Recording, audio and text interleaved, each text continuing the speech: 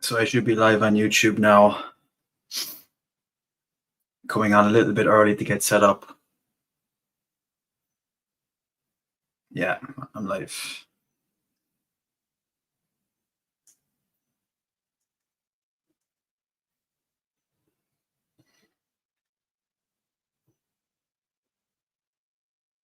Just double check there now. So for anyone that's here early, very welcome. I'm just going to wait until 8 o'clock for the official start and just get kind of things organized here. So I do have somewhat of a presentation. I'm going to try to keep it informal as much as I can. Obviously, I'm not an academic or an expert in all this. I never claim to be, but I'm definitely someone that loves researching and making content and producing videos and all sorts of content. Excuse me, I'm just drinking a glass of Coke here. So I'm just great way to start the stream burping into the microphone. But just someone that enjoys researching, and I just absolutely adore researching Irish history, mythology, and folklore. And I feel this is time to start doing some live streams myself and just kind of laying out how I would do a kind of a video normally, like how I would actually put together a video, except I'm doing it on a live stream. Obviously, I'm not doing the editing and stuff like that, but my research. Now, all right, Wayno, what is the crack, my friend? I put my thumbs up towards the chat box that I'm seeing here. In case you're wondering why is he putting his thumbs up, because I saw the chat box just there, so Wayno, thank you so much for watching. By the way, this will be available for replay afterwards forever. So it is there. Obviously, if you're here live, it'll be much better. But it's obviously available for a replay, because I am going to actually present stuff as well. So I'm actually going to start now in a sec.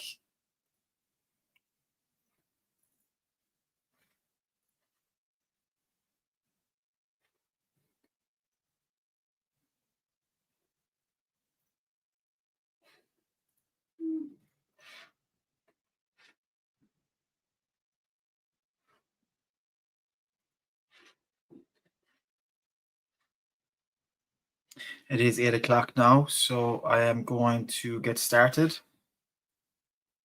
And where did Halloween begin? Good evening, Maria. How are you doing? Thank you for coming. Really appreciate it. And for anybody else that's watching at the moment, thank you. Hope you stay and enjoy the stream, and make sure you get interactive. I am going to be answering people. Obviously, if it gets really busy, I probably will just focus on the content. But as we build up, I will certainly be having a back and forth. I want to stay until 10. That depends on the crowd, of course. And by the way, Maria, if anyone else is in here, is the sound coming through okay? It's coming through, like I could actually hear myself there a second ago, but is everything okay with the sound on your end? If you could let me know in the comments, please. And then I can really kind of get started. Brilliant, Maria. Thank you so much. Fair play to you. Gora Mahagat. Thank you. So, right. So where did Halloween begin? Rathcroghan versus Tlachtga. They are, that's me pronouncing as best I can Oscuelga. And I made the big mistake of saying Rathcroghan before for my video that I've done on this topic in 2022. And I was chastised for it, and very, very much deserved as well, because, you know, I probably should have really done a lot more research into that, but I never forgot it since. Rathcroghan. The reason I use these two, which we'll get into in a big way, obviously, in this, is because I think that these two are the main sites that it happened. Now, the reason why I'm saying versus is because when I did the Rathcroghan video before, which I'm going to show, so just stay with me, there is a presentation here. I'm going to show that video here. I have it loaded up. When I did that video, I didn't know about Tlachtga, right? And I didn't know it's called the Hill of Ward as well. I don't like to say that name because that's actually after an English landowner, I'm pretty sure. The actual name is Hill of Tlachtga, which is named after a sun goddess, which is in County Meath. Rathcroghan is in Roscommon. So Rathcroghan it's an ancient royal site, which I'll be getting into soon enough, attached to Queen Maeve, the Tawnbo Cuilna, which is the battle rate of Cooley with Cuchulainn. Tlachtga is another assembly point, which is in Meath in the kind of Boyne Valley region, and it's a very prominent ancient site as well. So I don't want to give spoilers here, but there are like a lot of people that think that Tlachtga is the origination point of Samhain, of literally the point where Halloween was born from. And then there are other people that believe Rathcroghan is.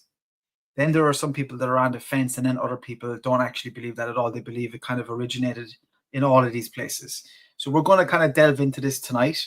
And if you have any questions along the way, be sure to get them in. There's not that many people in the chat, or not that many people watching at the moment. Let's hope that improves. It would be great.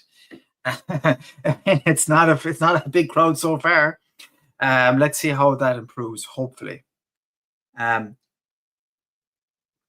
is a Friday night here in Ireland as well, and obviously it's it's probably not a Friday night if you're anywhere east. But what I'm saying is it's like 8 p.m. on a Friday night in Ireland, and there is a storm with us at the moment.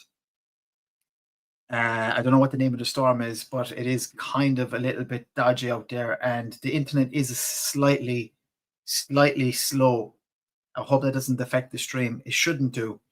But just in case it does, I said I would give that announcement. So yeah, okay. So, where did Samhain begin? Samhain is basically the old Irish Celtic festival that basically marked the point between the light part of the year and the dark part of the year, essentially starting winter as such, in Ireland, we kind of have we have a winter that starts in November, December, and January. But this was really when, in the old way of doing things, this was when the light part of the year ended and the new year began. And I'm going to play a little video now to kind of talk about that in a sec. But I want to say hi to Dan Breen. I'm keeping very well, Tom Goma, Makara, August Tuhane, and yourself. How are you, Dan? So, as I said already, there is this kind of debate. Although, at the time it was very intensified when I actually did the video about Rathcroghan. People were really getting in on me saying Tlachtga is the place where it started. And then I was kind of trying to look into this again. And to be honest with you, there's not really a definitive answer on it, right? Which I'm kind of spoiling it a little bit now, but I was a bit surprised that there wasn't more done about this, even though it's definitely there, and there really is a kind of a very definite thing, especially with Tlachtga, saying that that's where it started. But when you go online and you do a bit of research, you read up on it, there isn't really a huge amount of stuff out there that kind of compares both. So hopefully this is what I'm doing tonight. Eddie Lenahan's talk about a veil to the other world and the fairy dimension, which is thinnest on Halloween. Yeah, it's very good. It's very good, and I love Eddie Lenahan. Great Shanachie storyteller. The one thing I will say about the thinning of the veil concept, that's kind of probably a little bit of a later addition, maybe with the Victorian age. This is just something that I've read in research. Not saying Eddie Lenahan's wrong or anything like that, because it's actually what I think it is more so is that it's to do with the harvest and the seasonal change. So I just think the world was a lot more supernatural in a more natural way when there was no electricity and no um, devices and no machinery and no, like technology as we know it today. So the world was very much a darker place in terms of the light and in terms of the elements and stuff like that, and how you saw the world was very different to today's world.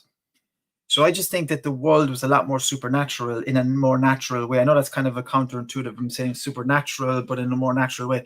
Meaning, what I actually mean is like the supernatural wasn't abnormal back then. The supernatural was quite normal because the world was completely different. I think the electrifying of the world, the magnetizing of the world, like all of these electromagnetic forces that are in the world now, or these the electrified field in the world. Maybe my science isn't amazing there, but the electrified field in the world has probably pushed away a lot of the supernatural elements, right?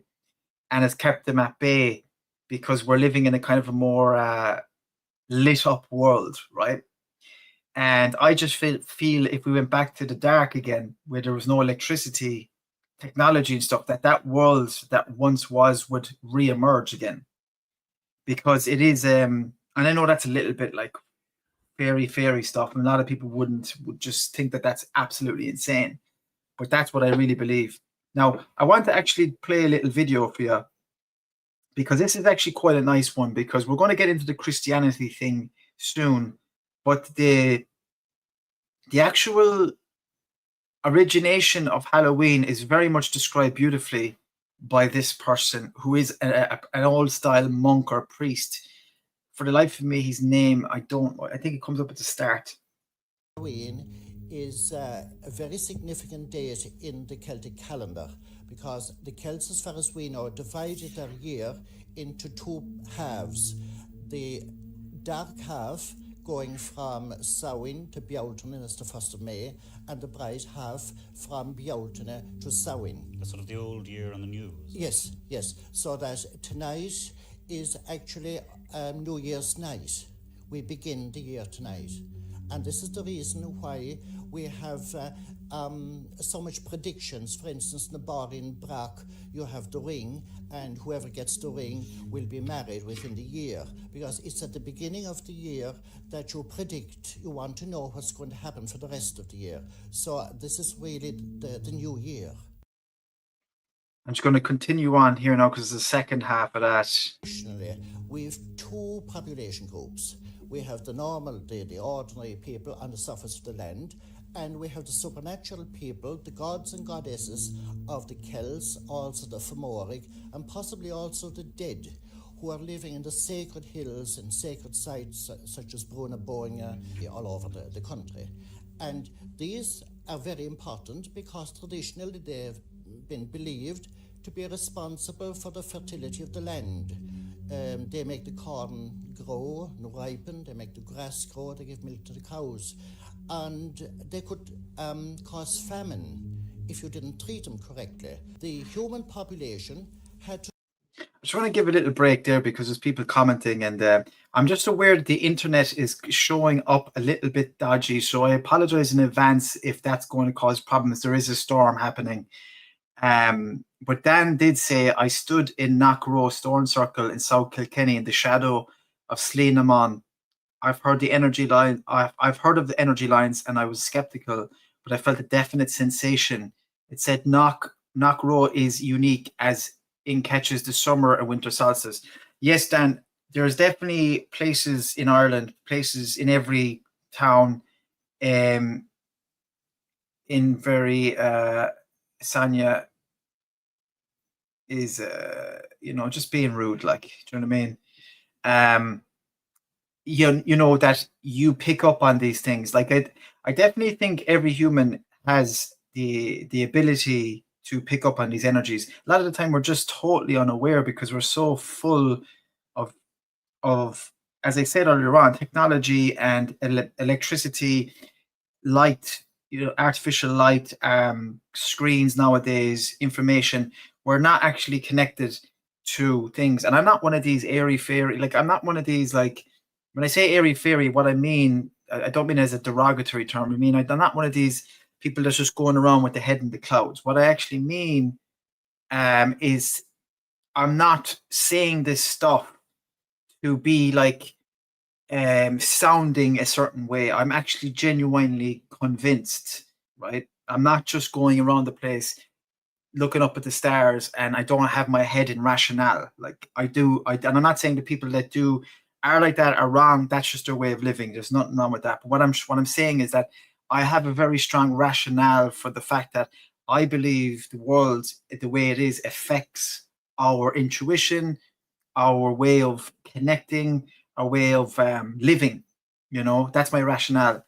So yeah, Dan, I 100% agree. I've had those experiences in very different places. Newgrange, where are the ones I've had really strong presences?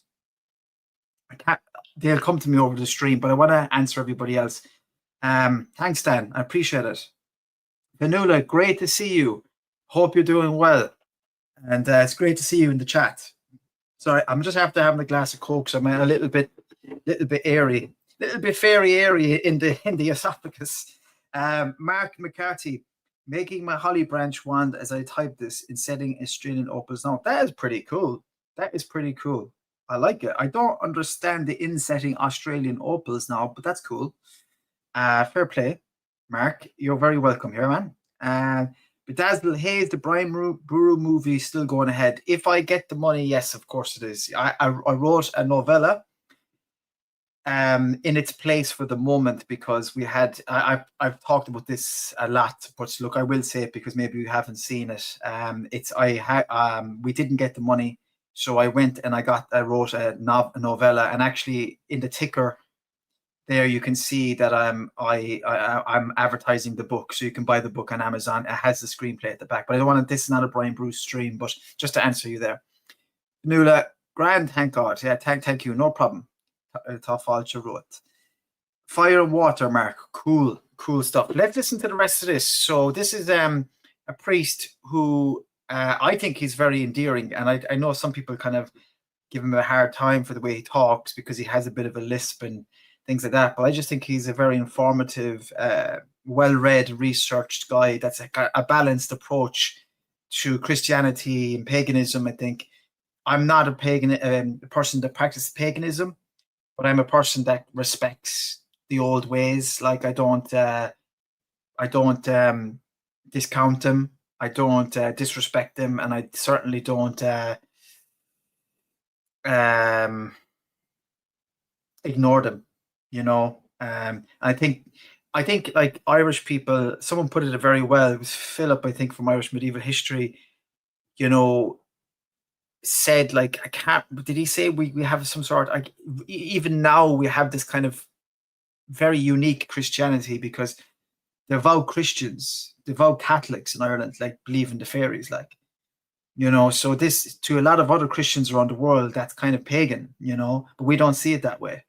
So I don't want to lose you here now. So I just want to continue with what he's saying. We're going to review what he said then. To treat them with care, make little offerings. For instance, loaves. They laid loaves at the foot of the sacred hills, and even the bar in Brack itself may have been an offering. And if you didn't? And if you didn't, they could cause ill luck. And is that to do with sort of giving fruit and giving nuts and so on, with the kids going from door to door today? It is. It seems to me that this procession of people from door to door collecting fruits and bread and money and so forth, that this is the Tuatha Danann coming back from the other world asking for their dues because they have given the harvest. I'll be honest, like I think that's a little bit far-fetched at the end, obviously, but I do like the thoughts to it because it's kind of like everything kind of repeats itself, you know what I mean, in society, and everything finds its way of kind of, you know, energetically bringing itself back. Like even there, I was in a place yesterday where there was someone talking about, you know, the people coming in. It was like a place of business, right? And he was complaining, saying like Irish people, like during hot weather, they're never here, and then when it rains, everybody's coming in, and I just think that Irish people have this thing about community. Like we do meet up in pubs and shopping malls, and we always kind of get out and meet each other and kind of congregate. And even if it's piss and rain outside, you know, so it's like, I think that's kind of like the old assemblies. Now, I'm not saying it doesn't happen in other parts of the world. I'm just talking about it from an Irish perspective. And something I want to talk about is how these ancient sites were assemblies, right? So let's actually move on here with the... So before I get on to the background of all this, I want to just quickly talk about the fact that these sites are assemblies. The sites that, like Rathcroghan, there is actually a beautiful, let me see, where is the one gone? Let me just get, I just need to find something here, and I want to show you this. Just give me 2 seconds, and then we'll move on. And if anyone has any questions, you could just let me know at any time. So it is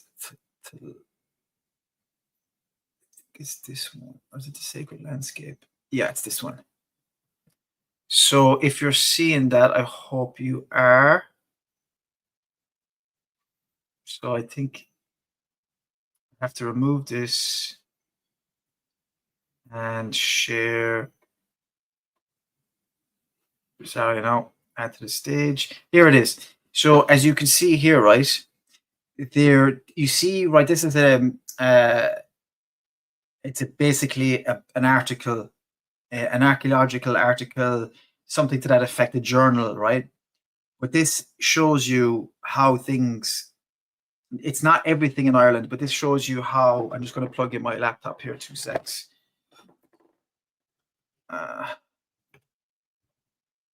You see, look at what's going on here, right? I hope you can see my mouse as well, right? This is all a kind of a new experience for me now, doing the live stream of the presentation. So I hope it's, let me know in the comments if it's going all right, like if it's a nicely paced and stuff, because I'm going to be doing more of these, and I need to kind of get the feedback as I go along. So if you can see Cruachan here on the left-hand side of Ireland, that's actually Rathcroghan, one of the sites that I'm talking about tonight, which is one of the sites that claims to be the origin of Halloween. Tlachtga is not here, but Tlachtga is not that far away from Tara, Tara is like the ancient crowning point of the Irish High Kings. So this is in line. They're all in line, right? But then, of course, you have these other sites, which I'm not going to talk about now, Almaca and Dunallen. But look at the triangle. Now, there's a reason I mentioned this. So let me get back so I can see you guys. Yeah, brilliant stuff, guys. Thank you so much. The reason I mentioned this is that these were assembly points, right, in Ireland, right? The places like Rathcroghan, which is one of the sites, and I'm going to show you here what Rathcroghan looks like now from an aerial point of view. These were, Sonia, no problem. I thought it sounded a bit rude. It doesn't look very fertile to me. Like, I mean, it's a little bit rude, but it's okay. You're welcome back in. Fáilte Arash. Welcome again. This is Rathcroghan from an aerial, okay? So this might not look like much, but this is an unbelievable site, because if you can see those embankments, the more embankments that you have, the higher the status of the fort. This is how it used to look. This is an artistic reinterpretation from the archaeological finds and from what they can see under the ground. This is how they look. This is how Rathcroghan looked. Okay, so this is no small thing. This was a big fortress. This is what I'm talking about being an assembly point, a place of royal lineage as well, where Queen Maeve would have started the Tombo Culna from. I'm going to get on to how this relates to Samhain soon enough, but I just want to show you how these places may have looked. And it's very likely they look like this.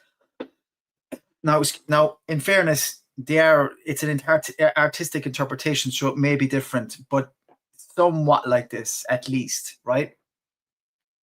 And there is evidence to support this as well, of course.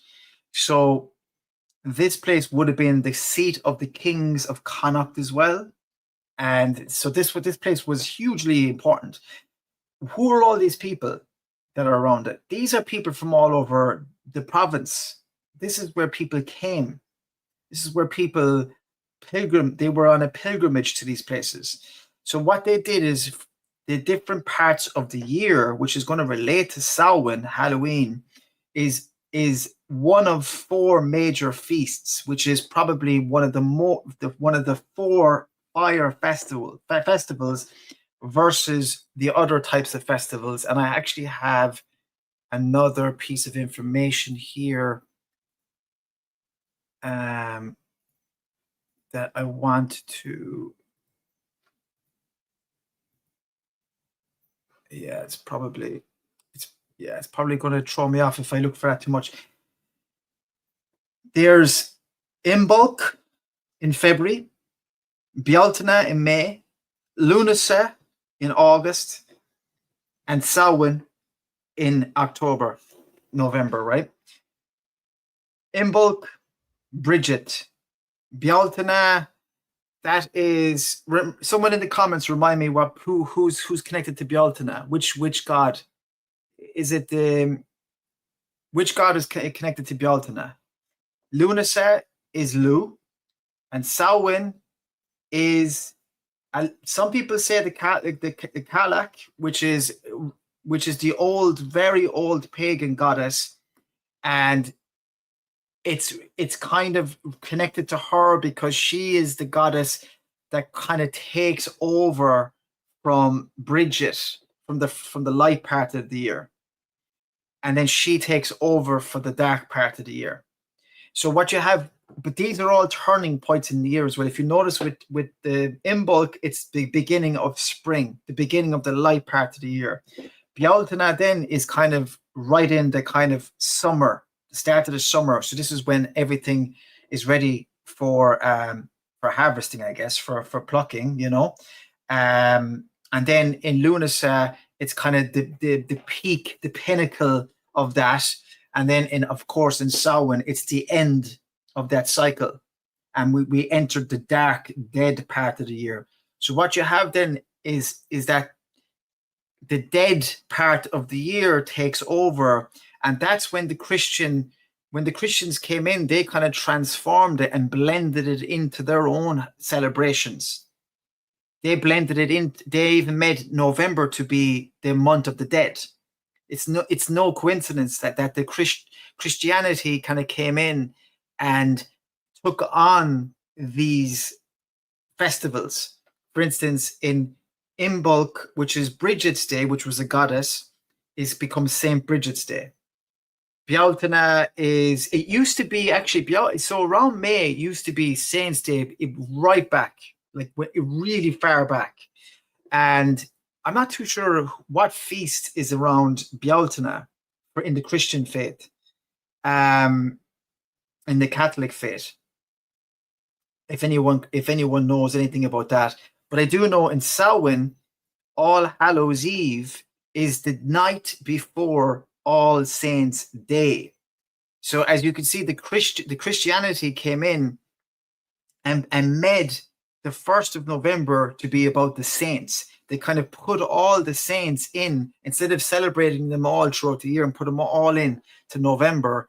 And then All Hallows Eve was a kind of a, it still is celebrated. It's kind of like a vigil for the saints. But isn't it quite interesting that it coincides with, Samhain, right? So people say in Ireland that, Patrick came in and Christianity came in and blended all the old pagan ideals into its own, into the religion. But it actually happened worldwide, Let me just check up in the comments there. It's quite impressive, that image. Let's put up another one, and this shows actually. This is showing, because it's a huge, massive place, Rathcroghan. I think it's got 240 little sites within it. Like, I mean, there is these little sections to it. There's also a cave of the cats, Owen the Gat, and that's what we're going to get onto soon enough. And that's why Samhain and Halloween is connected to Rathcroghan. And this is where I'm going to lead to later on. Is I'm of a frame of mind. I've kind of figured it out for myself how I can reconcile both, you know, but I won't get into that just yet because I want to keep you on the live stream. So fairies come out. Oh, so Maria said, thank you for showing both now and the artistic interpretation. Definitely impressive. Thank you so much, Maria. Very kind as always. You're very supportive. Thank you. And Fanula, fairies come out at Bealtaine, April 30th into the 1st of May. That makes total sense. Now, did you hear the priest there talking about the fairy mounds and how the pagan world almost retreated into the fairy mounds of Ireland, right? The fairies went into the mounds. There was almost like a deal made. A deal was made by the old deal with the Tuatha Dé Danann and the Miletians who conquered Ireland. Said to the Tuatha Dé Danann, you can have the underworld and we will have the overworlds. And actually it came to be that the Miletians would actually come to worship the Tuatha Dé Danann even though they defeated them. And to this day, I don't worship anything. I am a Catholic after all. I do have a Christian faith, you know, so I don't really worship anything other than the man himself. But I'm very much an insular type of Catholic where I do not throw out the old beliefs and I do not throw out the old respect for the old faith, because I'm very much respectful of my ancestors and how they practice their way of living, and also how they, you know, basically brought us into the world, us Irish people into the world. You know what I mean? How can I discount the way they lived and talk about them like they're barbarians? Or even though I have a different way of living now and a different way of seeing things, but I love looking back and I love studying the way they viewed the things and the way they viewed the world, because that's the way they lived and that's how they survived and that's what they brought to us. So I absolutely have reverence for them. I don't worship all of that, but I have reverence and I have admiration, and it gives me huge inspiration, and it's a big part of my life, you know. Sanya says, the seasons are my life. I would hate to be born on the... Okay, this person is...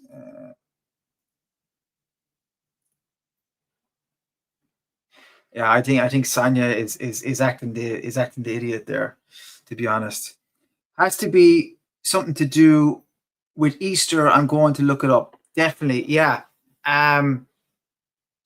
Easter, like it's interesting when you see how all these holidays have it through the commerciality of the world, because this is obviously a big thing with Halloween as well, right? The you know, American culture commercialized it. The reason it actually became Halloween as we know it today, you know, a commercial festival, even though the old ideas are still within it, is because through the commercialization from the immigrants going to America.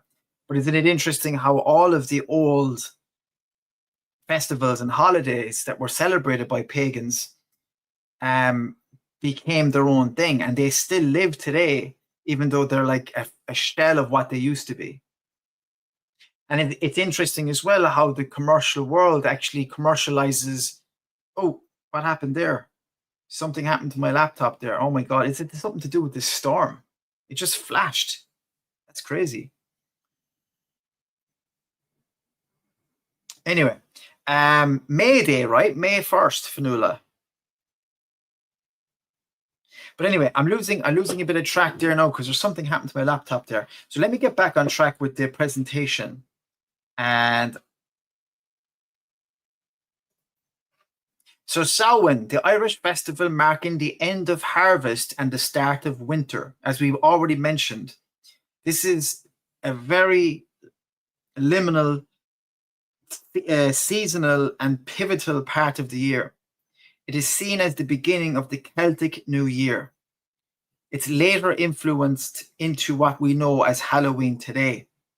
But the question remains, where in Ireland did it start? Now, maybe for some people the question isn't there, but the question is for me because, as I'm going to show you now, oh, Supernatural Irish is in the chat, and thank you so much for joining us. I really appreciate it, and I also love all the festivals and celebrations. They make life fun. They absolutely do, because it would be too much to be looking forward to Christmas without celebrating Halloween first. You know what I mean? So let me get this up for you, because I want to show you how Rathcroghan's visitor centre claims to be, or at least suggests that it's the start of Samhain. But then on the Hill of Tlachtga, there's no actual visitor centre site there, but the Hill of Tlachtga also claims to be the origination of Samhain. So let me get that up for you.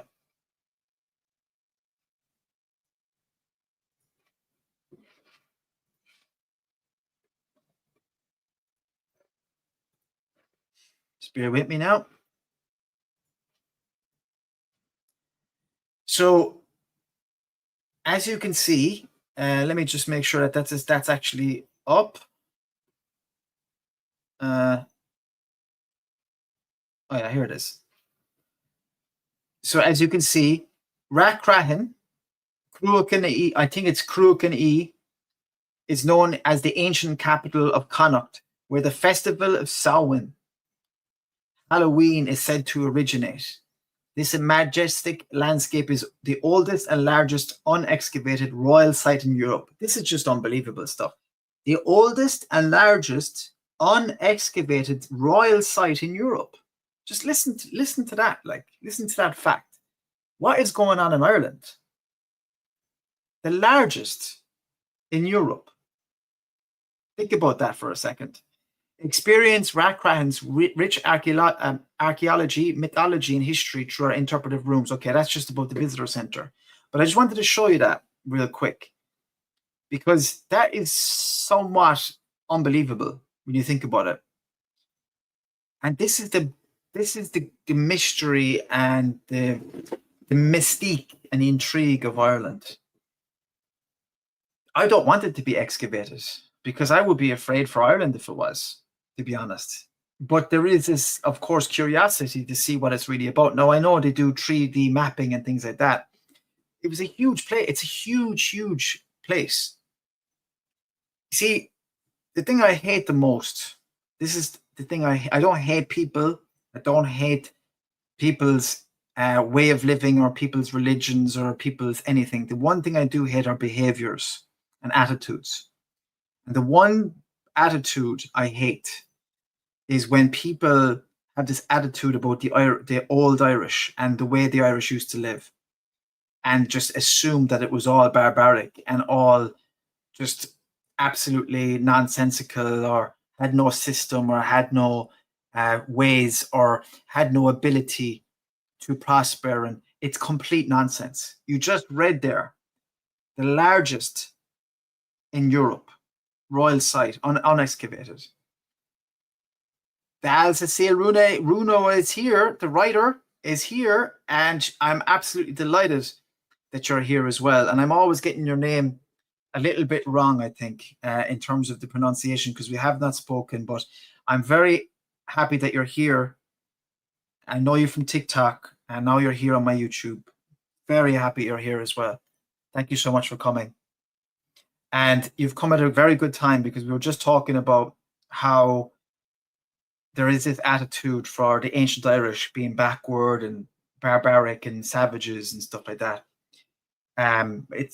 That just proves that we weren't. Like the level of building, technology, artwork, civilization, systemization, the level of mythology and folklore, it just literally tells you that there was this huge high society going on. But of course, you have all this stuff going on at the moment, and everyone's trying to rewrite things and stuff like that. But it can never lie when it's in the ground, you know. No worries about the name. Yeah, I know it's all good, but I just love to say it properly, you know. Um, Samhain is such an important holiday. It's a very important holiday. It's definitely second.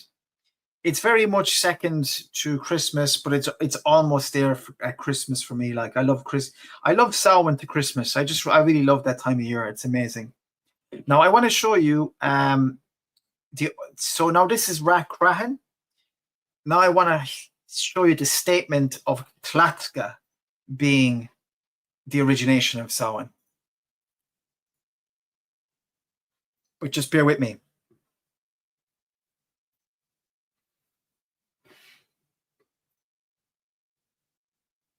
Okay, here we go.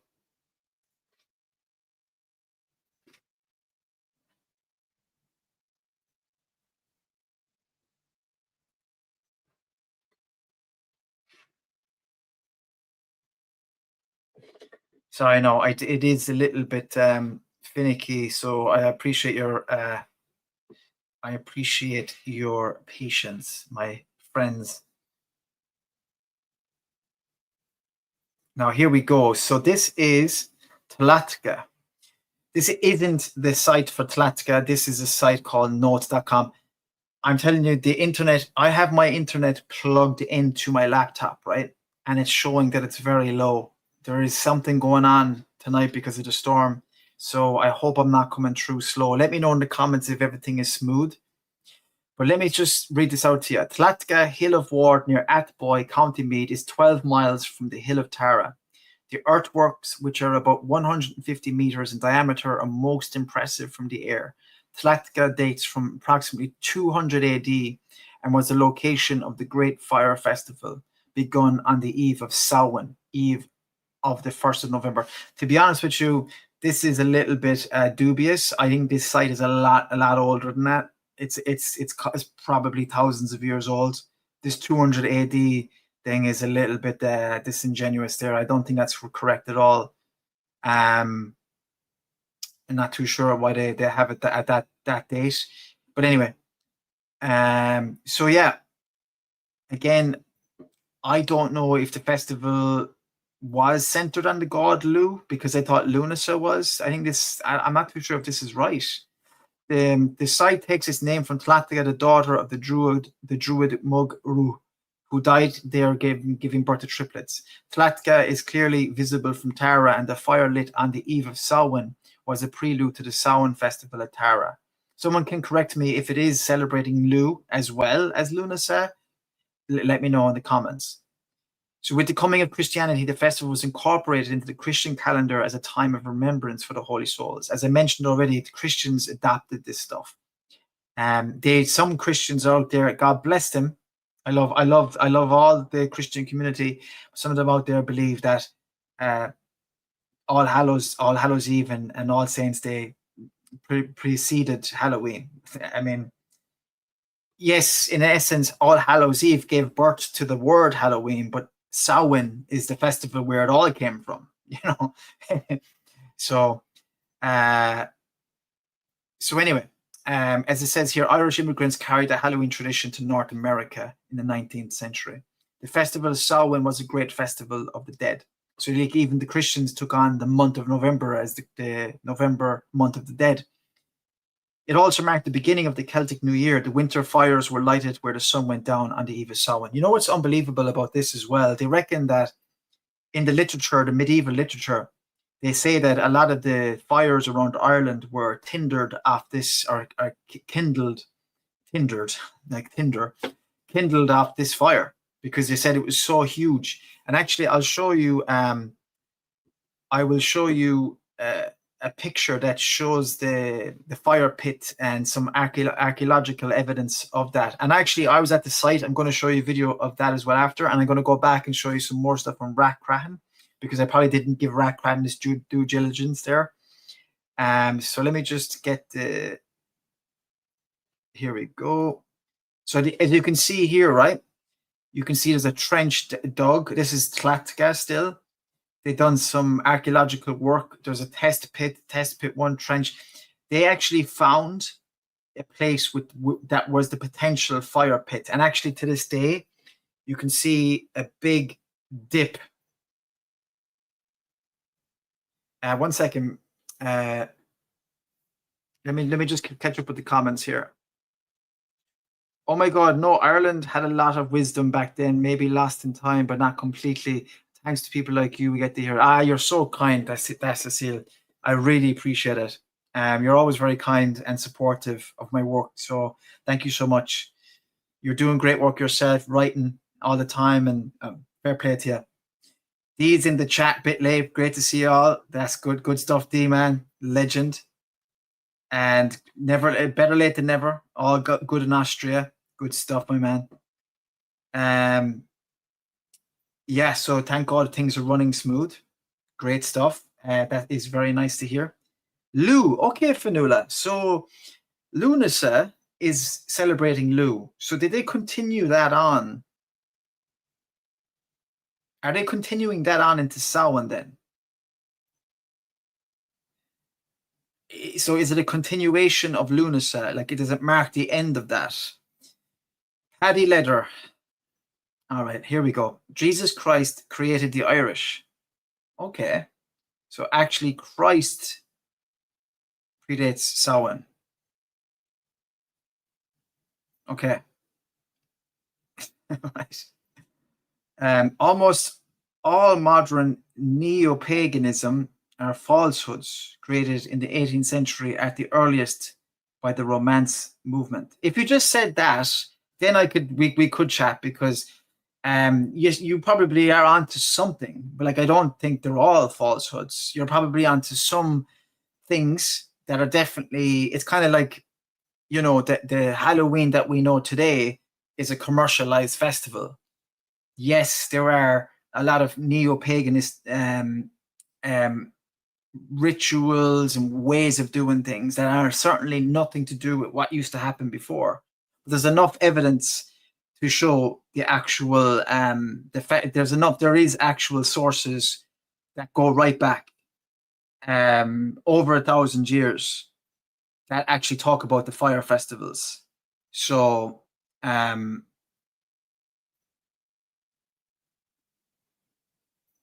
Paddy Leather, you've done 3 comments now, right? So let other people comment. When it comes to pre-Christian Europe, you need to be careful. You are not just listening to some lies created by some con man. But Paddy, you did say Jesus Christ created the Irish.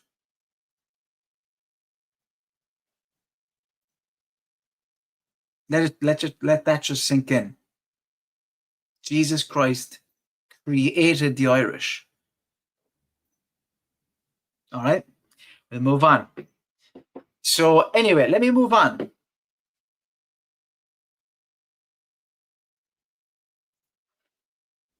I mean, like,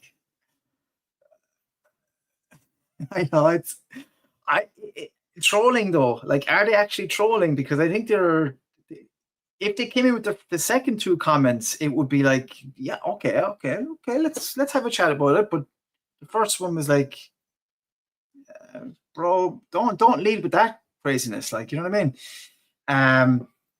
So where am I now? So let me get my let me get this back on track here.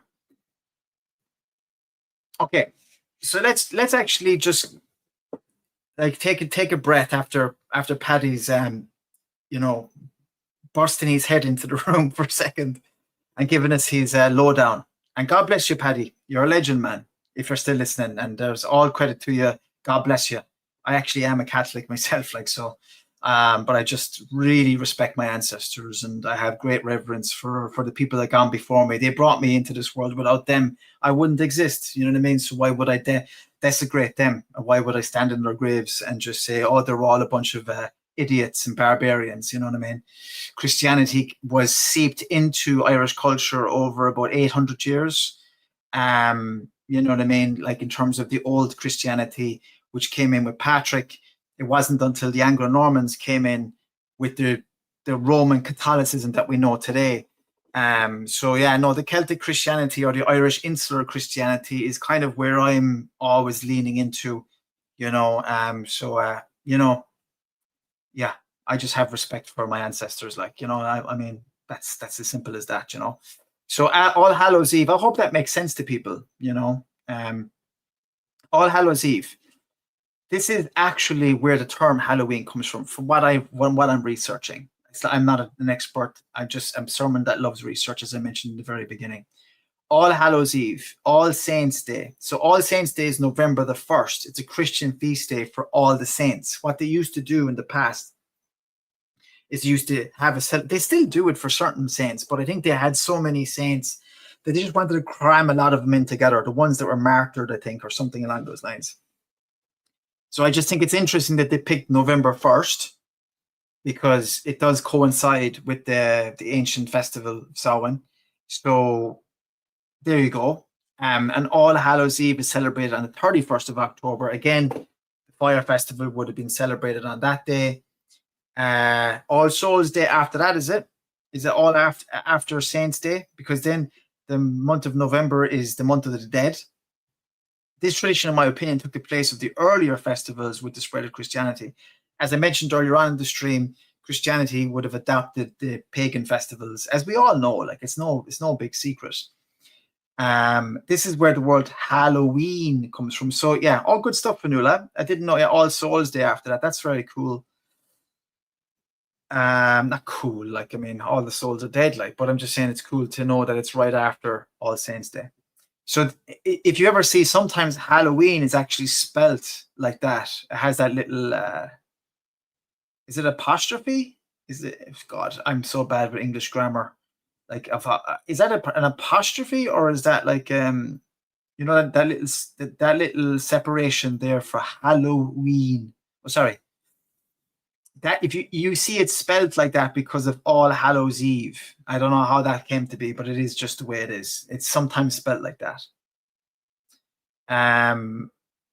So yeah, that's just to give a little bit of background of Halloween, and that is what we know today as Halloween. This would have Halloween, as we know today, is literally an amalgamation of the old pagan festival of Samhain, a Christian festival, and a commercialized festival. I don't want to blame the Americans for that because we're all at it now, like, you know what I mean? But it kind of is that, you know, it's kind of a mixture of that, like, you know, from what that's what we, you know, and the whole world doesn't actually celebrate Halloween. My girlfriend's Brazilian, and they don't celebrate Halloween there. It's an apostrophe, yes. Then All Souls Day, yes, a double S. Is it? I'm not too sure about the double S. It's just a apostrophe. It's just sometimes spelled like that. Yes, an apostrophe. I was right. I'm smarter than I thought it was. I thought it was very dumb there for a second. This reminds me of the song "All Souls Night" by Loreno McKennett. I do recognize that name, both the title of the song and the artist. So I must look that up after. Oh, I want to show you a quick video because this is absolutely awesome, and I know the guy that did the voiceover for this. I'm pretty sure I do. Let me see if I can get this up. Oh no, that's not it. This is not it. Where?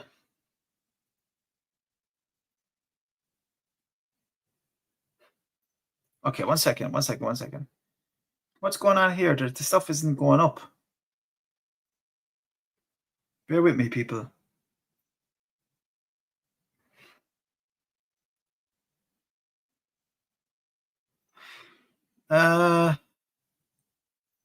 Videos aren't playing. Are they playing on your end? Oh my God, what's going on here? I'm telling you, the internet is something's up. Wait. What's this? Maybe this is it. Oh my God, I don't know what's going on here. Yeah, maybe this is what, yeah. I don't want to close them all. So sorry now, one sec. Let me try this again.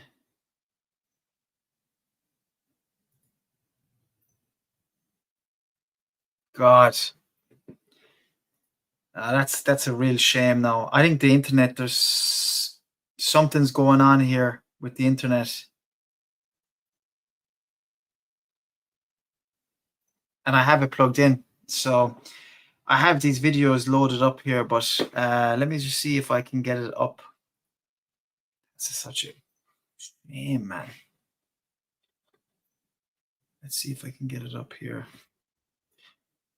Okay, I can get it up here. I can share this. Just bear with me now. Sorry about this, people. Really sorry. This is a real. Do you know what? I'm not impressed by StreamYard now tonight. They're meant to be. The wind is affecting the internet, right? Is it not just me? So okay, I can get this up here. Just bear with me.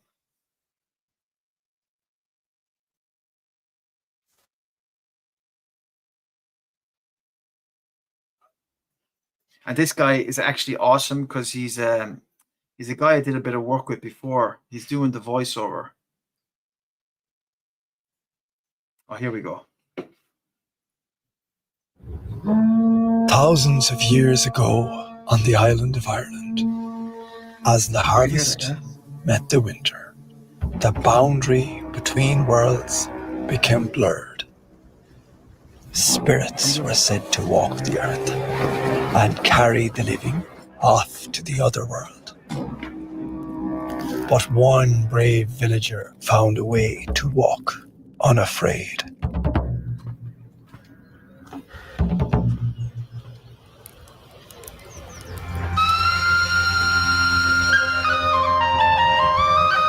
And some years later, the villagers grew bolder, facing the darkness head on. And over many years, a tradition was born. All right, I hope you heard that. I just realized as well about demonetization and all that. Like, I think for that, it won't happen because it's just a small video for Discover Ireland. But I just have to be careful with those things as well. I just realized that, like, just in case that music is copyrighted or something, it should be fine. But did you hear that? I think that's an awesome video. So yeah, that video is awesome, right? So I'm going to put the actual I'm going to paste that up in the comments. So check out that video, yeah. And I know that guy Donald Healy. I'm pretty sure it's him. I did a bit of work with him before. He's class.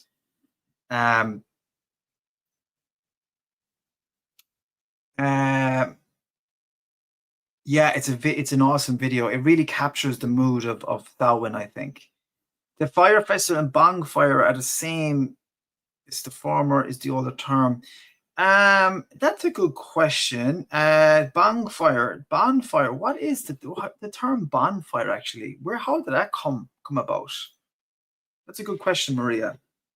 The fire festival is just where they lit the fires, obviously. Because the way we celebrated Halloween, Dee will notice, like people do it to this day. We used to go out and collect a load of pallets and things like that and wood and just start making fires. That's where it all comes from. It comes from the fire festival. Like people, it's like that's where it comes from. That's what we used to do because that's what our ancestors used to do. Just a different version of it, you know? And it was all to do with warding off the spirits. Now, let me show you something. This is a cool. Can anybody guess where this is? This is a real place, by the way, in Ireland. Can anybody guess where that is? If you can guess where that is, I will give you. I'll send you a T-shirt, and it has to be one go, and it has to be in the next 30 seconds. Time started now.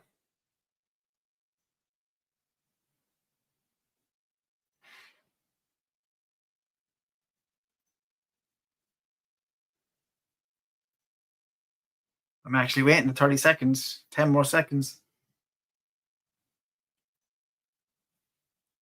You're not going to get it because it's very difficult. All right, it is actually Owen Nagat in Rathcroghan. This, sorry, that's a seal. Sorry, I'm so sorry. I shouldn't be laughing, but the great sense of humor, beautiful stuff. You know, how do I respond, as Cecile, to that? You've made me laugh now. I can't take it back. Thank you so much, though. I really appreciate it, and I always appreciate your support and being here. But actually, do you know what? I'm going to describe it to you, Dal Cecile.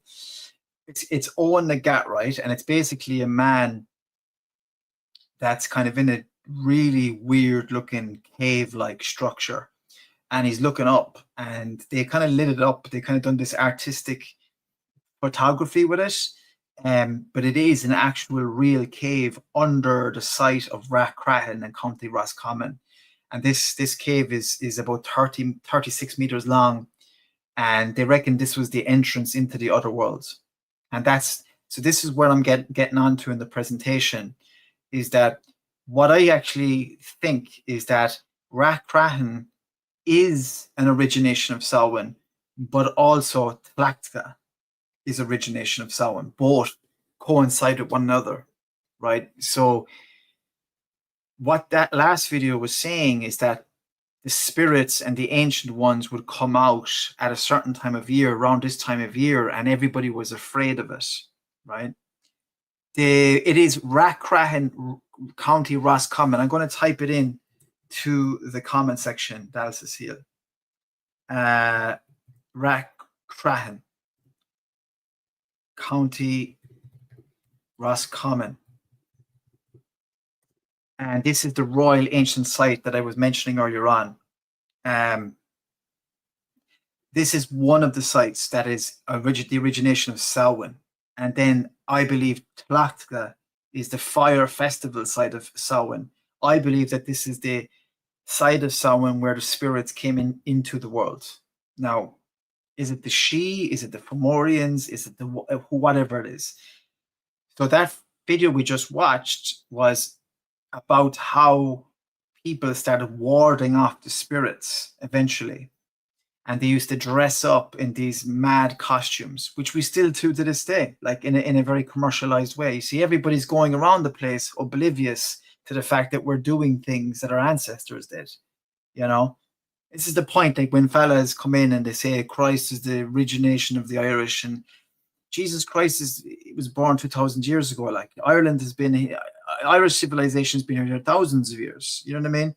And it's not to discount Christ, or it's not to discount any other cultures and traditions, but this is an Irish history, mythology, and folklore channel. There are Christianity channels out there, but this is talking about the traditions, the culture, the history, the mythology of a country and its people, you know. But people start getting crazy about this stuff because they just can't they can't disseminate, or they can't just take out prejudices and ways of looking at the world. Like, but this is a reality. This is how our ancestors lived. This is how they did things. And then just to come along and just say, oh no, they're a bunch of idiots, they're a bunch of barbarians. But where did you come from then? Did you just kind of sprout out of the ground, or did you not come from people, a long lineage of people? Who were those people that you're discounting and calling idiots? You know? They actually were probably better people than us because they could live in the elements. They actually lived in the actual natural world. They were stronger than us. They were probably more smart. They were probably smarter than us. They were probably more in tune than us. They were probably more connected than us. But yet we got this modern, so-called modern progressive world, or so, oh, they're all a bunch of barbarians. Oh my God, like what the hell? You know? It's so silly, like, you know, just get over yourself. Like, you know, you can live in two worlds. You can be a Christian, you can be a practicing whatever, and also have respect for your ancestors. I love the tradition of dressing up and warding off evil spirits. It reminds me of other shamanic traditions from around the world. It's beautiful. It's a wonderful thing. We used to do it as kids. Dee would know. I grew up with Dee, like, and we used to get dressed up. The way we used to dress up was black. We used to get black bags because we weren't as rich as we are now. Black bags and makeup in Focus down in Tralee, and then just paint ourselves and, you know, and fake blood all over the mouth and put some cheap dye on the hair and go door to door doing songs and trick or treating or whatever. Not songs, that was at Christmas time, but trick or treating. Dame Award, yes, it is called Tlachtga. It's actually both. It still is Tlachtga. Tlachtga. Sorry, it's a hard one to say. But it is called Hill Award as well. But that's because of an English landlord, and I don't like to call it Hill Award, but it is Hill of Ward. Unfortunately, I'm sorry, Dame Award. That's probably hard to hear about being an English landlord. That's where the name comes from. But yeah, it's the same place, Atboy, County Meath. So let me. So this is Rathcroghan, Owen Nagat, Cave of the Cats, and then we'll move on with our. Let's see if there's anything in here. We have kind of talked about that. So yeah, like even there now, black bags. Yeah, yeah.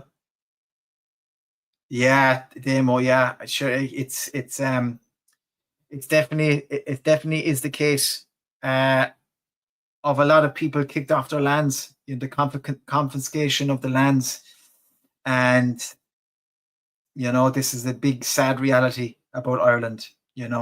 Big sad reality. But today we're talking about the fire festival, the festival of Samhain.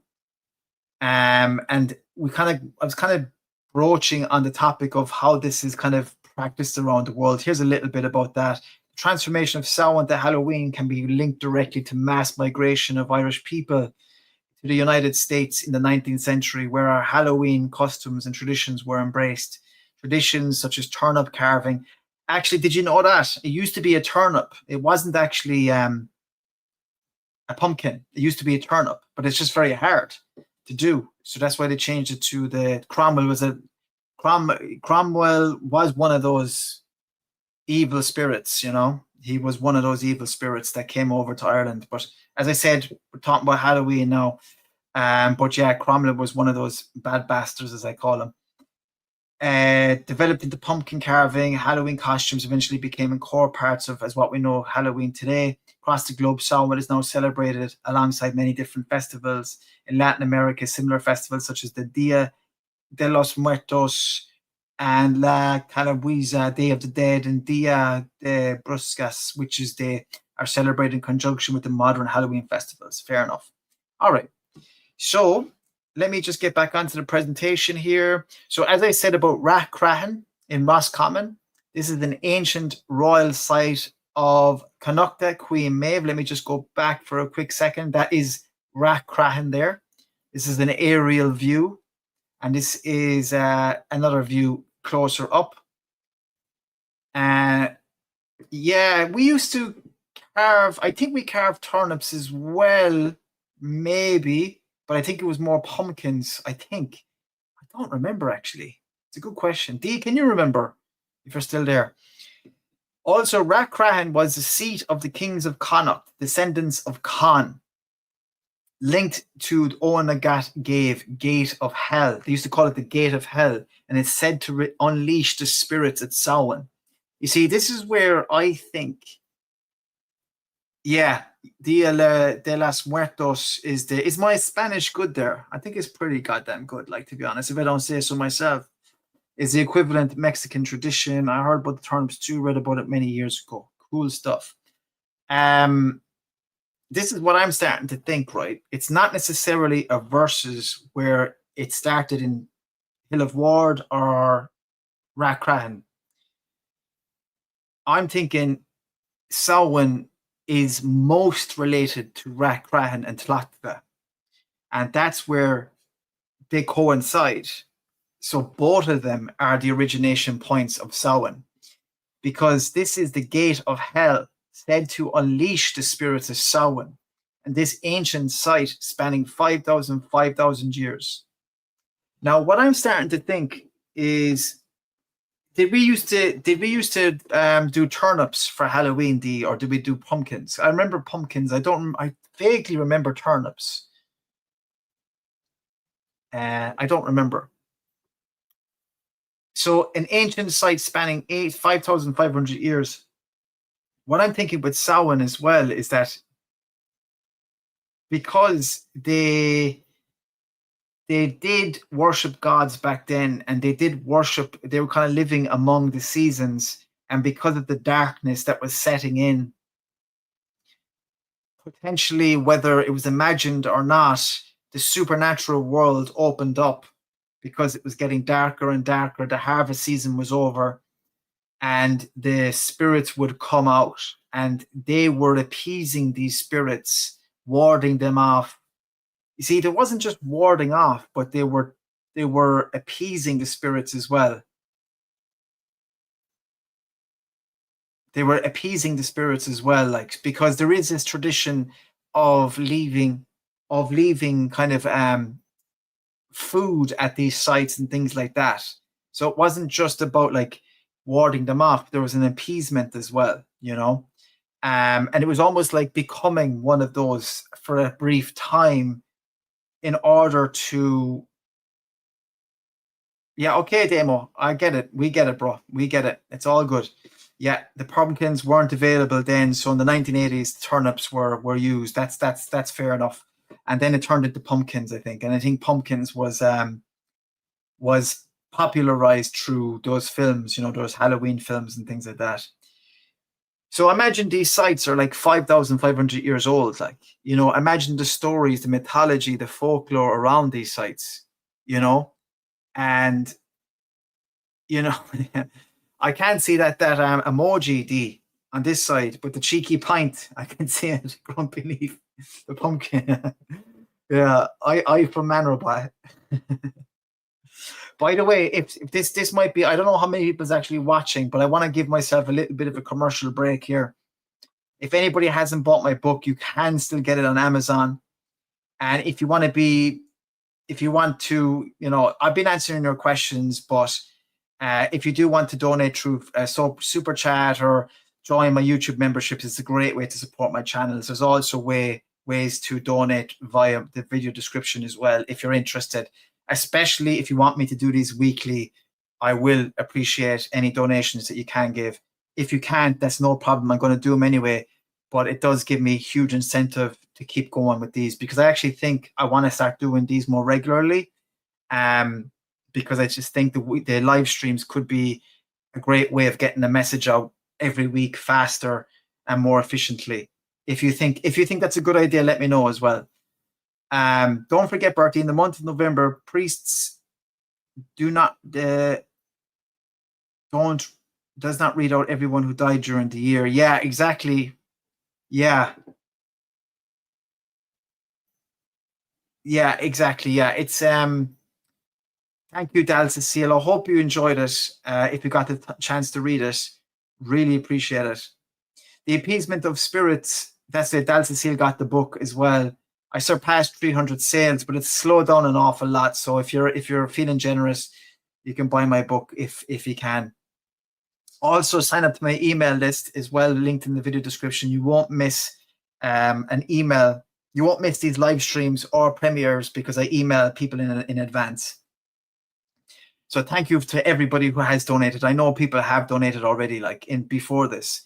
So you don't feel obliged. You know what I mean? I really appreciate it. I just have to say this. I forgot to say it, like, you know, so I just needed to say it.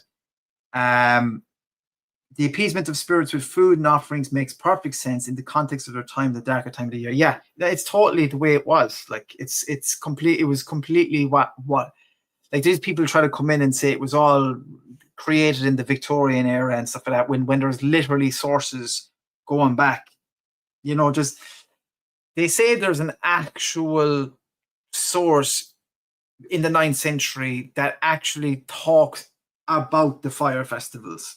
Now, I didn't get that up tonight, but I will get it. I'm actually going to do a little video on it after this. I'm going to get the exact place and I'm going to do a video on it around the time of Halloween, because you see, a lot of the time our books have been burnt as well, robbed, stolen, corrupted, and yeah, it's just damaged. And a lot of our stuff, a lot of the texts, manuscripts that we actually had are gone.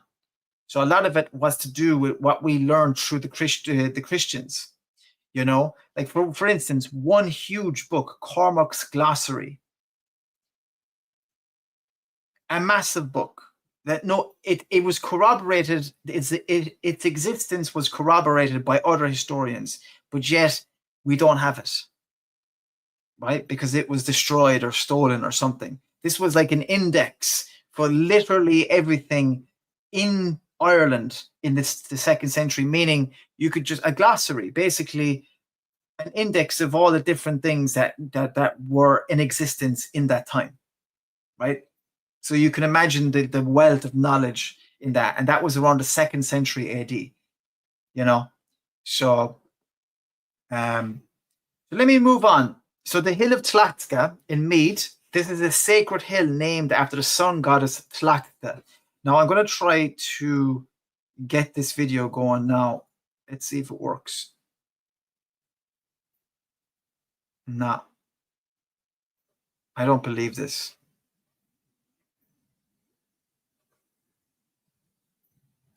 I have no idea why that's not working.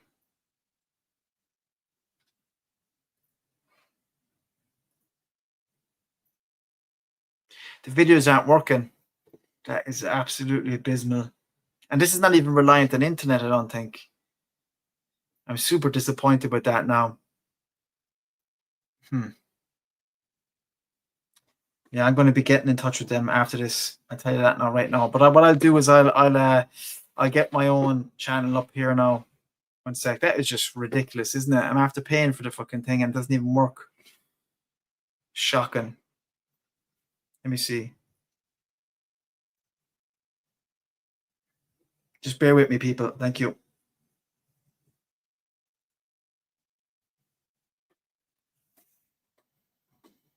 Just bear with me now. So this is actually my own video. So I will, you know, it's all the videos that I've loaded up onto my StreamYard aren't playing. Like they're like, I'm just look. I'll try it here again. Can you see the way I'm minimized there? There's a video. It's just not playing. Like it's not playing. Like so. Demo, we used to build our bonfire for a month before. I love Samhain. Yeah, man, it was legendary. The chase for the guards for using. We never used fireworks, but we did get chased by guards. That's for sure. We absolutely did get chased by guards. For anybody, Dal Cecile, guards means the police. We weren't terrible people, but we used to get. Yeah, next time, yeah, it'll be fine. But we were like little shits as well, you know. You have to laugh though. One sec.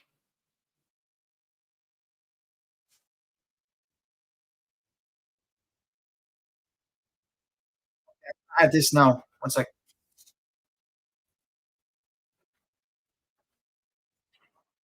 A time of year when the dead was celebrated and the supernatural was celebrated. Give me a thumbs up if you can hear.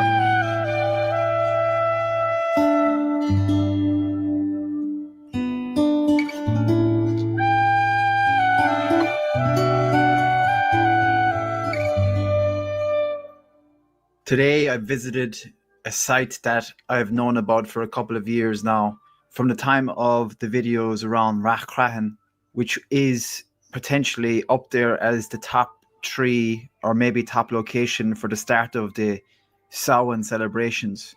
It came to my attention that Athboy and the Hill of Tlachtga in Gaelic was, to a lot of people, the actual origination of Halloween, Samhain. There's evidence for this site going back thousands of years, potentially back to the Bronze Age. But some researchers say that there's actually evidence of it going back to the Neolithic period, meaning that it potentially is up to a couple of thousand years old. This site is unbelievable. I'm happy enough to keep this playing now, so if you want me to do site, thumbs up, which means big thumbs up from everybody. 4 ditches, 4 embankments.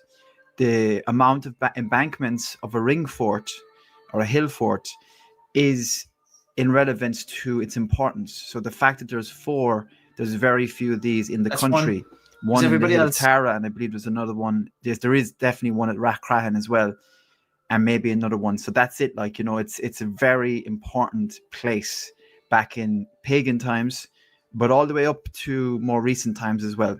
So this place is fascinating because of the origination of Samhain, especially And that's why I visited the site, because I wanted to experience the power of the ancestors and what this place meant to them. Look at And this. you know, Look at this. there's Look a at these. pit This is like a huge that they place. reckon was where they actually set the fires from, and it's a huge depression at the side of the complex. And you know, in mythology, this place goes all the way back to either a sun goddess or a druidess. It seemingly either it was a goddess Tlachtga that was the sun goddess, or the sun god Mahrua, and she was the daughter of this guy. Also, there's connections to the ancient High Kings. So this is a place that goes back all the way back to mythological times. So in terms of the actual Samhain celebrations, it is going back not 100% when it all started, but it's definitely going back a very long time. It was down to the transition from the light part of the year, from Bealtaine to Samhain. Some believe that it's the actual end of the year, and this was the start of the new year, the winter, the dark phase. And then there was this other belief from Victorian times, the thinning of the veil, which is believed to be a bit of a later addition, because ancient Irish didn't really believe in the thinning of the veil. What they believed in was that the world of magic was all around us. But this was a time of year when the dead was celebrated and the supernatural was celebrated. And they reckon that what happened here was that they started to dress up in order to kind of either mix in with the spirits or to appease the spirits. And they made sacrifices to the spirits here in the supernatural realm by offering gifts, by offering food, by offering sacrifices to the old gods. So this was a really huge part of our mythology and folklore. And right up until this day, you see remnants of this festival in Halloween, when we all get dressed up and we trick or treat and we eat, you know, certain foods. This is all tracing back to these ancient origins. And it's important to know these things. And this is why I went to the site, was to kind of connect with the origin story of Halloween. And it was fascinating. I just want to ask you a big favor, because you've made it this far. All right. Well, so look, that's, oh God, look at the way I stopped there. So look, this just want to go on, and I want to share with you kind of an actual academic source as well. So we can, I can show you that I'm actually showing, I do academic research into this stuff as well. It's not just all articles online. There's always academic sources as well, journals and articles and such and such. And this is one of them. So yeah. So I will just want to see if this has come on. I have to put it up here. So here we go. So as you can see, look, this is like another journal that talks about this Hill of Ward as well. And this is really like just proof that this place is the place where, or is the place that actually, because I'm saying is because they still celebrate there. To this day in Apoy, they have a puka festival, a fire festival essentially. And so it was and still is the place of the fire festival. So like they've done a lot of archaeological digs here. There's a lot of research and a lot of historians, you know, people that study folklore, that have pretty much set their stalls out in this case of it being a place of great importance. And also the fact that it was a quadrivalent kind of fortress, I think that's how you pronounce it, like it's got 4 embankments. This shows that it's actually very relevant and very important site. At its elevation, you can see all the way to other sacred sites such as Tara, and I'm pretty sure you can see to the Cailleach site up on, there's another ancient site where they have, it's a burial site, and one of them, there's the seat of the Cailleach up there. All these sites, including Tara, a lot of them you can see forever.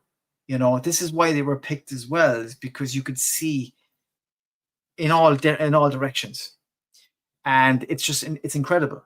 It's incredible. So,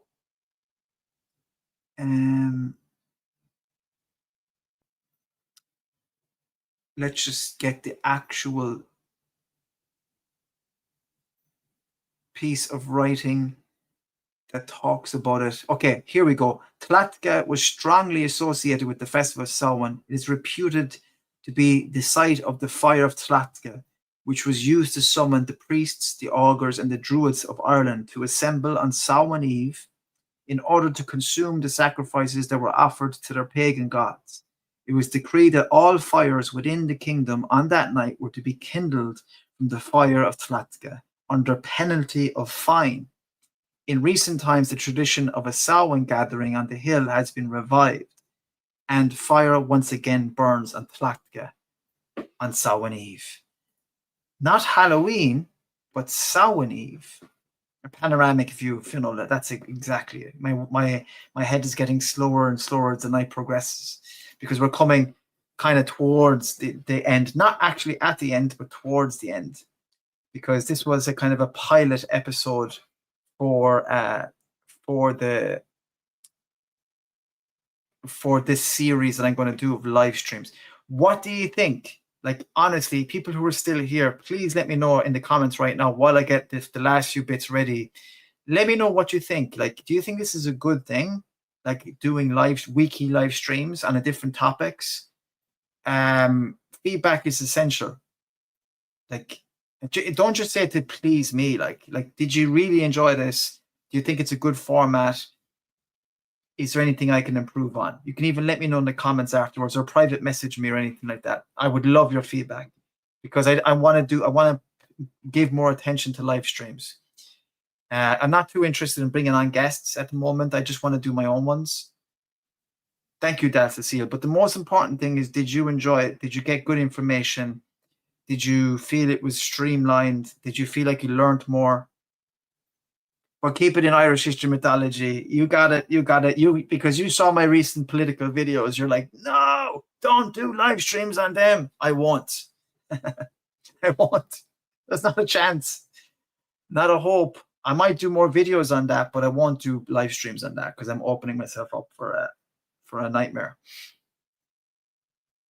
Yes, I would. It would be amazing, Dal Cecile, if you could get here. It would be amazing. Let's see. Let's see what else I have here. I don't think I have much left, really. I think I have a few last things in here. Let me see. Okay, here we go. Okay, so the debate. Now, when I'm actually talking about the debate, I'm talking about the fact that whenever you put up a video about Rathcroghan or Tlachtga, people will say in the comments, but I thought it was this place where it started, but I thought it was this place. I thought it was Tlachtga. I thought it was Rathcroghan. So in my opinion, both Rathcroghan and Tlachtga present compelling claims in relation to the origins of Samhain.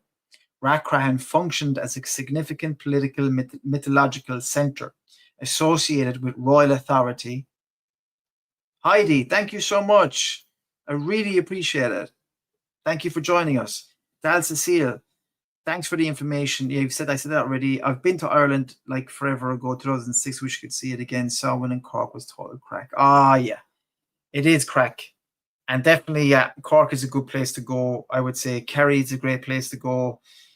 Sure, anywhere in Ireland during the west coast of Ireland is probably the best place to go on Samhain, just to be honest. Thank you, Heidi. I really appreciate it as well.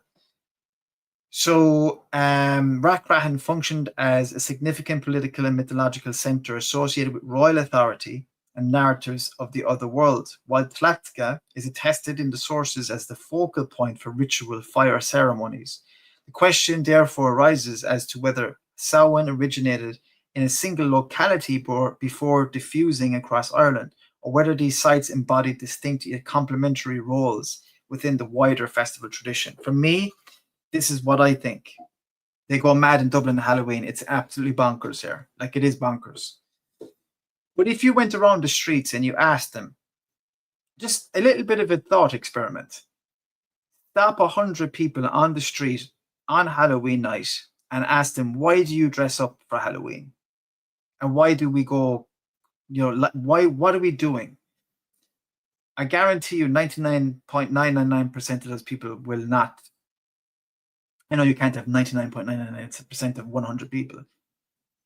But people will never know what it's actually about. My phone just started doing something. People will not know, like they have no idea. That's the point. They have absolutely zero clue about what's going on, and it's sad. And that's probably why I want to do these streams. It's because it's important people know, and it gives more meaning, because we haven't changed that much as people. It's just different guises. It's just different way. It's just a different society. It's just a different civilization. But in essence, we're still the same. We still have the same drives, the same instincts, the same urges, desires. Thank you so much, Maria. I will absolutely keep doing them. And Damo Ward, I'm going to do these live streams to scare off the spirits. That's what I'm going to continue doing. Maybe I'll get dressed up for one of the streams. I don't know. Maybe I'm a bit too old for that. Let's see if I can play one of these videos. No. Not playing. I'm just going to try one thing. Bear with me there, yeah?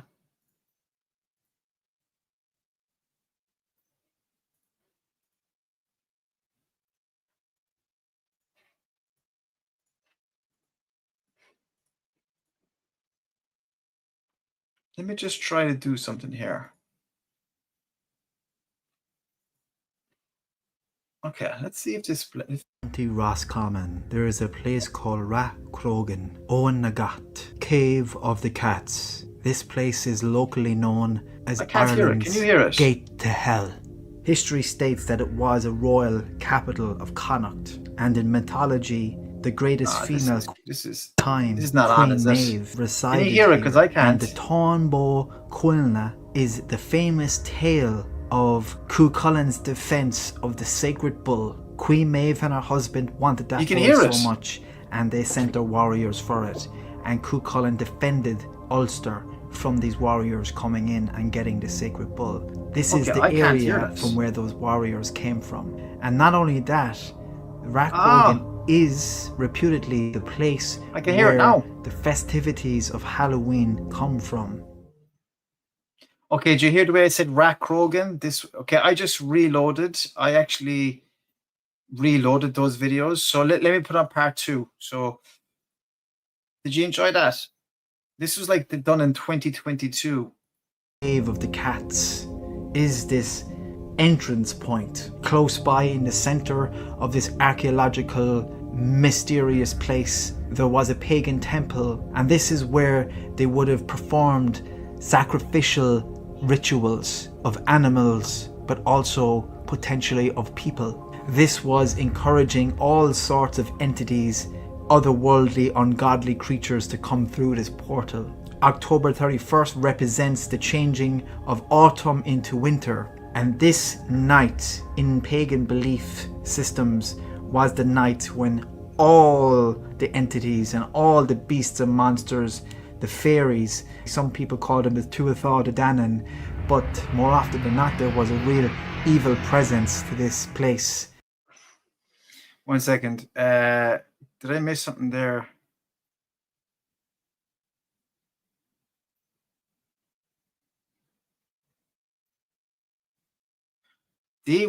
What sport the Euro Celts played? What did they play?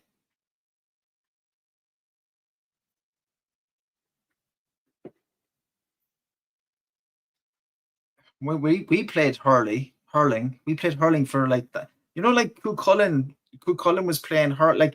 I always kind of had the impression that Cuchulain, when I was younger, that he created hurling by killing the hound, but it actually he was playing hurling when he killed the hound. So hurling, it predates Cuchulain. Do on October 31st was go to the top of hill mounds and light big bonfires, big massive fires so that they could stay in the light throughout the night. And also they would dress in ghoulish and devilish wares that would ward off any sort of evil spirit. And that is how Halloween was born. Ireland's gate to hell, Owen Nagat, Cave of the Cats, Rathcroghan in County Roscommon. Go there if you dare, but be careful and protect yourself, because who knows, maybe you might be sucked into the gate to hell. I was really going for it there, wasn't I? And I was saying it all wrong. I was saying, Rathcroghan. It's actually Rathcroghan.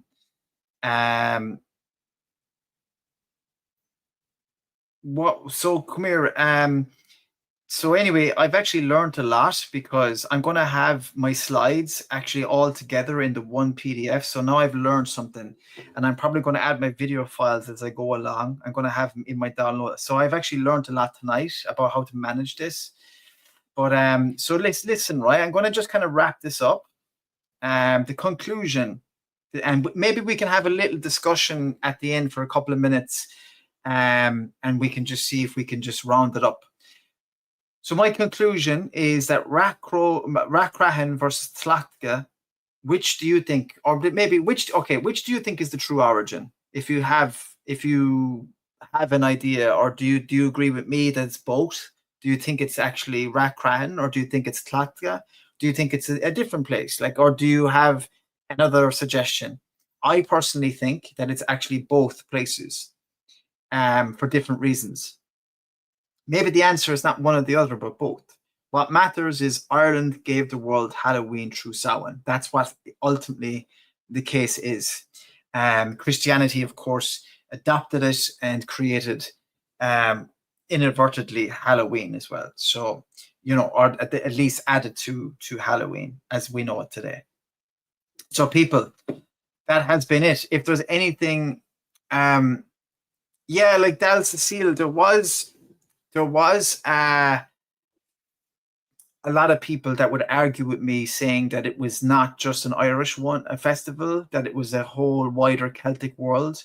But actually, I would definitely disagree, because I think just because you're having fire festivals in other places doesn't mean you're celebrating Samhain like we celebrated it, and actually had the title of Samhain and actually did it in that particular way. You know what I mean? So I think that's why I differentiate, and I don't actually talk about the wider Celtic world, because I would be talking about various. It's like doing a stream about Halloween originating in Ireland, but then going and talking about everywhere else. Sure, that would be a convoluted stream, But for sure, people that actually live in those places, please educate us in how you celebrate your fire festival, But certainly Samhain originated in Ireland, and it originated in those places. But actually, something that I didn't touch tonight, Tara was definitely included in this as well. The Hill of Tlachtga, that was a part of the fire festival with Tlachtga as well. But Tlachtga seemed to be the main one, with Tara being involved as well. But I didn't want to make it too complicated tonight, Definitely, there's fire festivals even say go over to Scotland would do it very, very similar to Ireland, because Scotland is basically Irish, pretty much, in essence. Obviously there's the Pict history as well, but there's a huge Irish influence in Scotland. They would celebrate Samhain just like us. Wales do it quite a bit different. In England, quite a bit different. Even on the Isle of Man, it's a bit different. And even if you go down to Brittany and the other Celtic parts of the world, it's definitely different. But it's definitely similar as well. There's similarities too. But yeah, that's it, So yeah, look, that's been good. It's been an interesting stream. I don't know if I have a huge amount more to say, because we're nearly going an hour and 40 minutes. Look, I mean, all I can say is that if you're interested in seeing another live stream, make sure you get in touch. Make sure you leave a comment underneath the video afterwards. Sign up to my email list. Reply back to me. let me know you want to see another one, just so I get an idea.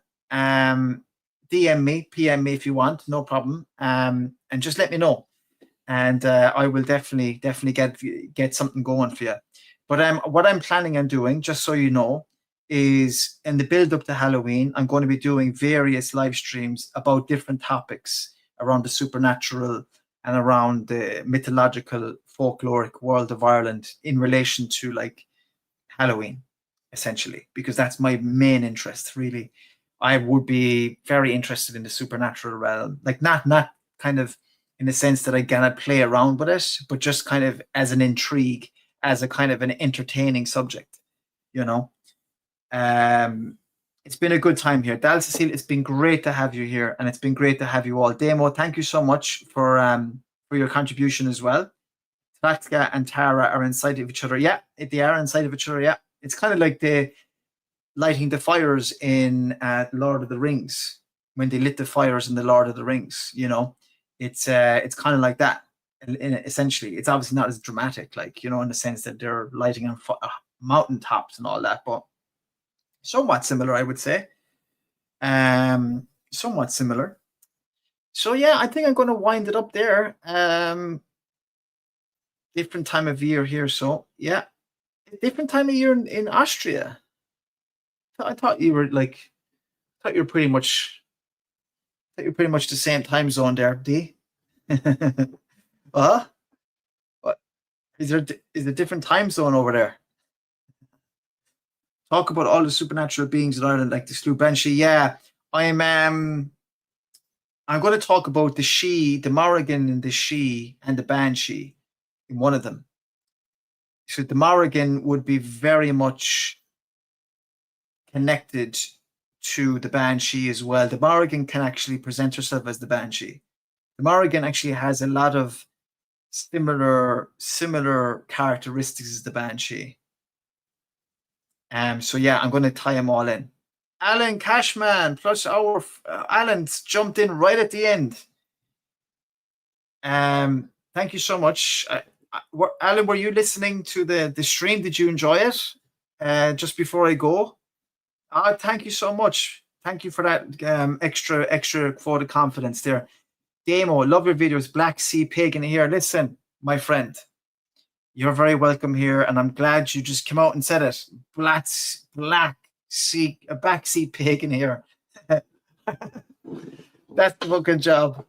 Only an hour.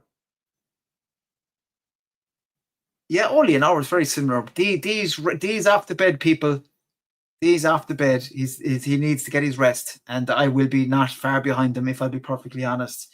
The Selkie too. Do you know what, Maria? The Selkie is an odd one in Ireland. It isn't huge here, even though it does exist. And Dee, did you believe this? Believe this, Dee, right? When I did my research into this, Dee is the Mr. Baz there. He's a friend of mine from the past, from the old days.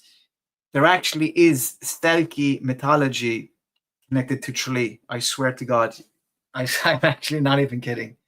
Like, but the Selkie one is hard because there's not a huge amount on it in Ireland. There's a lot of it in Scotland. But I will certainly try to keep it in mind, Maria. But I'm gonna start making a move here, okay? August Firefest. So I'm gonna start making a move. I want to thank you all very much. Gaurav Mila Mahagut or Gaurav Mila Mahaguiv Galer Makarja. Thank you so much, Alan. I really appreciate it if you would. Yes, absolutely. And you know what? Like, in terms of his, you know, I'm always. 1 second there now. Just 1 second, because I want to get this right. I'm actually going to give a shout out, actually. Yeah. 1 second. Yeah. Mankin Megan. This guy was an absolute phenomenal guy, and he died yesterday. I don't know if you know this, but and any man scholar that was a big fan of John Moriarty and John O'Donoghue and stuff like that. I'm just going to put his God, I'm trying to get this quick now. Can I just get this really quick? Just bear with me, people. It's Mankin. I know it's probably slightly different in Asquelga, so apologies if it's slightly off his name, but it's Mankin Megan. I'm actually going to put it up here. He died yesterday, and it's absolutely terribly sad. He was only in his 50s, and he had a following on Instagram. Ihawa demo, but yeah, prayers and thoughts for his family. For him, he was doing great works in writing, broadcasting, stuff. He was, yeah, Mancon, is it? Is it Mancon? Mancon?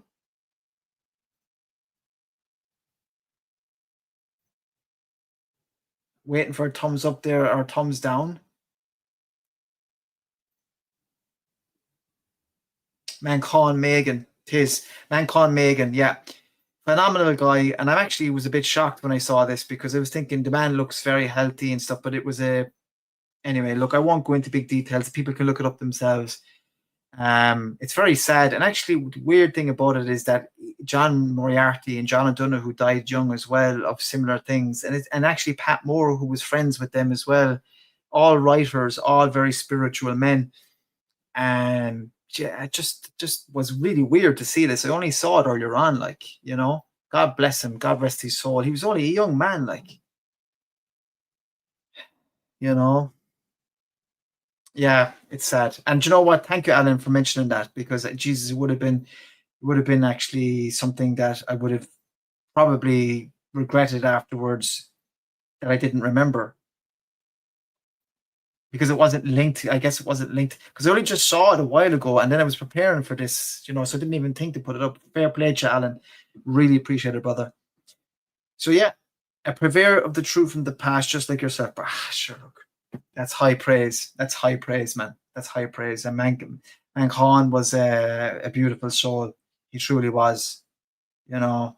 And his work in Gaelic culture, you know, in the Gaelic culture, in Asquelga, you know, in our language, you know, which is something I struggle with all the time. I try my best, but he's just Gahunta, Gahal, and just beautifully the way he, you know, the ways there's some people that speak Irish in a very just like really nice way. He was one of those guys, like, so it was just nice to watch his reels and things like that.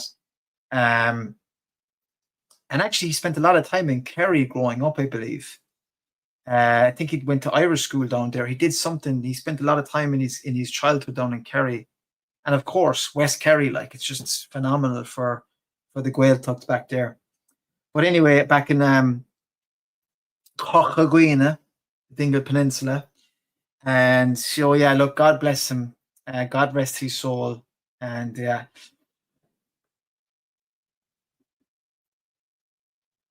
Just a moment of silence for Mancon. And for anyone else that's struggling out there in the world. God bless you all. God bless you all. I'm going to leave it there. Ihawa Makarja. Thank you so much, Alan. Thank you so much for everyone for coming tonight. And I will certainly be on again, because look, even with a not the biggest crowd, it was a wonderful crowd, and it's worth doing it to have you on here. And make sure you leave a comment afterwards. Let me know by DM or something if you have any ideas for me. God bless. Take care. Slán.